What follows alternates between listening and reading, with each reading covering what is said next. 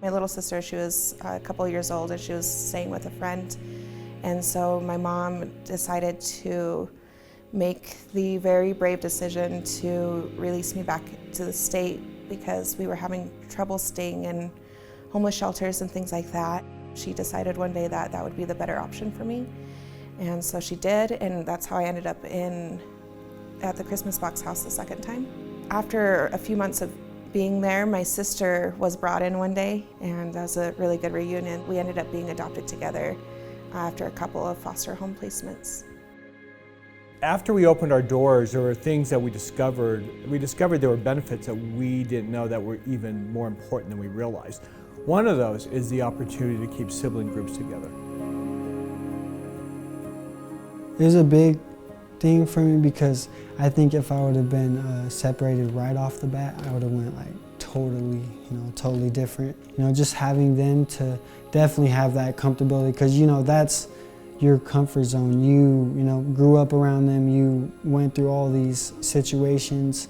Having them be here for me and me, be there for them was huge, just because even if I couldn't necessarily make them feel better, I was here. For me, I had no one. And so I think to just be able to have someone to hold on to and to know that they love you and it's not just you against the world would have been nice.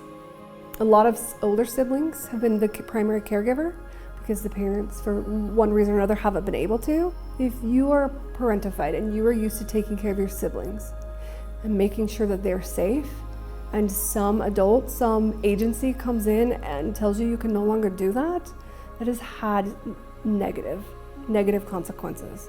So our goal is to always keep sibling groups together. We see kids who are 6 or 7 years old who are essentially the parent.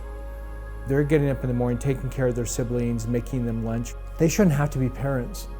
And that's, at that age, sometimes that's a tricky thing because they're so used to taking care of their siblings. They get here and it takes a while for them to understand that they're a child too. Having my sister there too, and knowing that she was safe was crucial for me, especially since I practically raised her, and especially with my mom being absent for a lot of our experience. And so I was the one who took care of her, and having her there in a safe space meant the world to me, knowing that she was also treated well by the staff and we had everything we needed. That was everything for me, and it was exactly what I needed. My sister was kind of like my salvation. Her being born, I don't know what it was in my mind, but it was almost like she was like my child. I wanted her to be my child in a way and just take care of her. And so whenever I was there, I was tied to her hip. I did everything with her.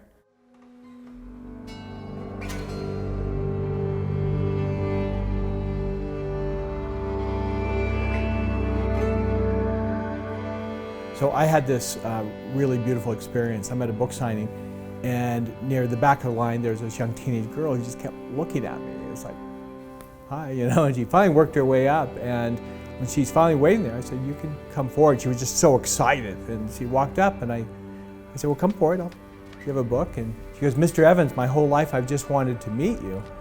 And I said, you like my books? And she said, I've never read them.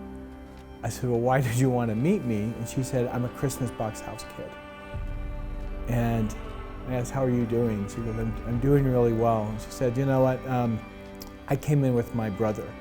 Our parents, my biological parents, are drug addicts. And so when the state took us away, they said, you're never going back. It was their third offense. And so she said, when we came here, no one wanted both of us. We had no relatives, we had no place to go. And because we had the Christmas Box House, we were able to stay together until Mom and Dad, and there's a smiling parents were there, found us and adopted both of us. And she said, if it wasn't for the Christmas Box House, we would have been split up and separated. And then she got teary-eyed. She said, I just always want to say thank you for letting me have a brother. We keep, on average, 39 sibling groups together every single month between the 3 locations. That's about 600 children a year that would be separated, like I was from my brother and sister, into completely different homes. You get sadly used to losing parents. You miss them, but you're used to it because they're in and out so much. You didn't really have them, but not your brothers and sisters.